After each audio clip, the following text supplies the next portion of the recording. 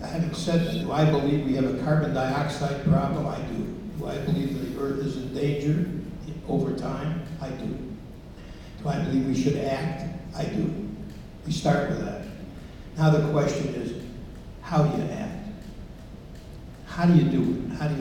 How do you accomplish it? You can do a carbon tax. Some people support it. Won't pass probably because it's a tax. And you can do this cap and trade approach using the market, the trade allowances as they're called, where the industries that are doing the polluting, the carbon dioxide production, are given allowances, and over time those allowances are reduced, and they can buy allowances if they want to continue to pollute, but it's going to make their products more costly to do. Cap and trade system can work, provided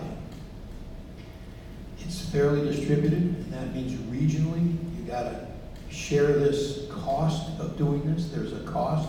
There's also job creation, but not uniformly across the country, job creation. So you've got to share the burden.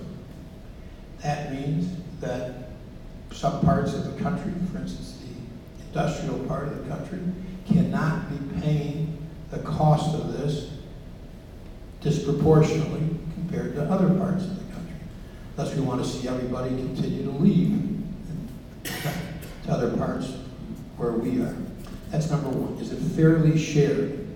Number two, what about countries that don't sign on? We can do all the cap and trading we want. If China and India are not involved, it will wipe out any gains that we make. Excuse me. A ton of carbon dioxide, which is produced in India or China, is just as dangerous as a ton of carbon dioxide produced in Michigan or Indiana or Illinois.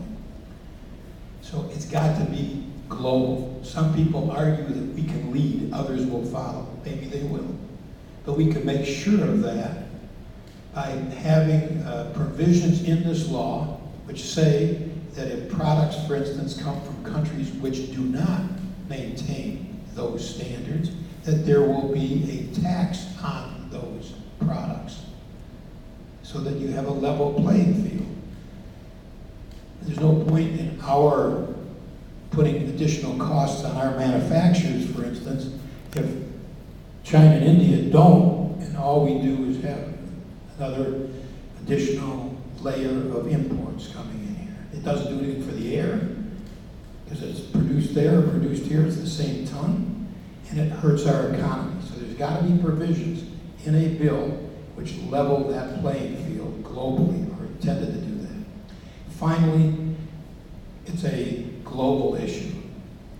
I believe climate change is a global issue. It's not an issue which varies from state to state. And I have a major problem with a provision in the House bill which allows California to have different standards for emissions on automobiles sold in California that are sold in the rest of the country.